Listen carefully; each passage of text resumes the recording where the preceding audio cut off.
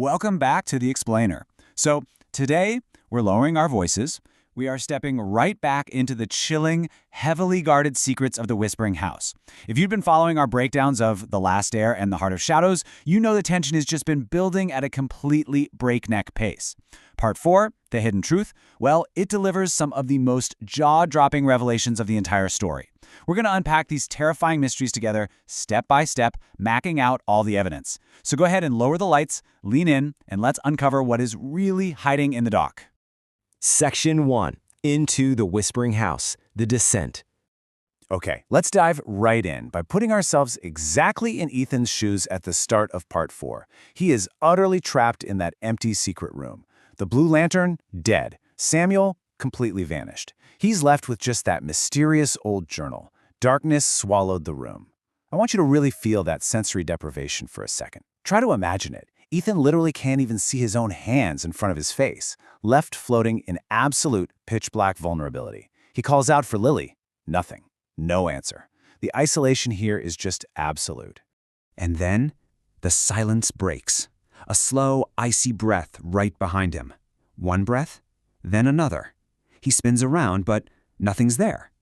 The tension is almost suffocating until, out of nowhere, a faint whisper drifts through the blackness. "Follow me." A small, glowing hand appears in the dark. It's Lily. And without explaining a single thing, she just turns and walks straight into a hidden passage inside the wall. Naturally, Ethan hesitates. I mean, who wouldn't? But with the darkness literally closing in on him, he doesn't really have a choice. He has to follow. Now, as they move through this incredibly narrow tunnel deep beneath the mansion, the lingering dread is palpable.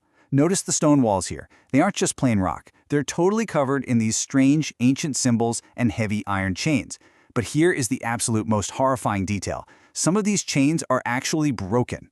It perfectly sets up this terrifying realization that whatever this underground place was built to hold, well, something enormous has already broken out. Section 2. The Heart of the House. The Magic System Revealed. So, Ethan and Lily finally reach the end of the tunnel, and they step out into this massive, giant, circular chamber with a stone altar right in the middle. Floating just above it is this glowing black crystal. This, right here, is the heart of the house.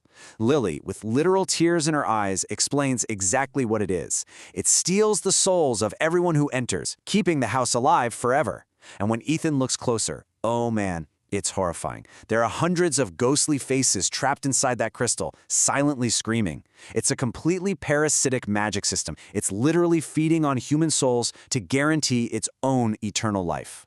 Section 3. The Carter Family Bloodline, The Hidden Truth. Okay, so right as Ethan is processing the mechanics of this awful house, the old journal he's holding suddenly springs open completely by itself. A hidden page appears, and a message actually begins to write itself in fresh ink. Who is the only bloodline that can destroy the heart?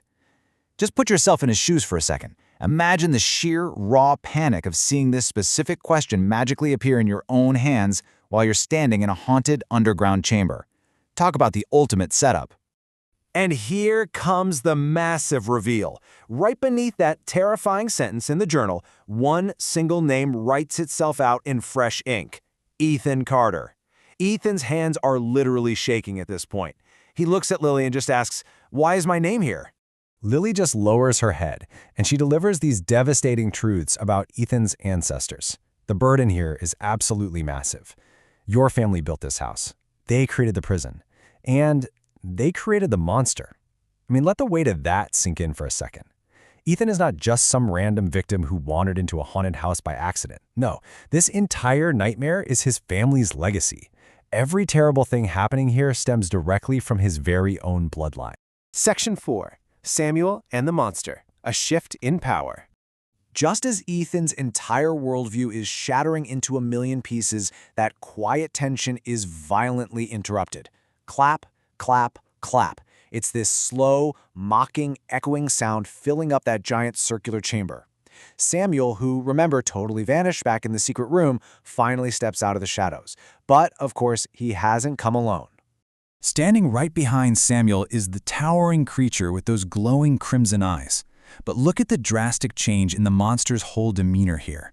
Earlier in the story, this thing was a terrifying, completely uncontrollable wild beast. But now, It doesn't look wild at all. It's standing there calmly, like an obedient servant, literally just waiting for Samuel's command. The power dynamic shift here is completely chilling. Samuel is the one holding the leash.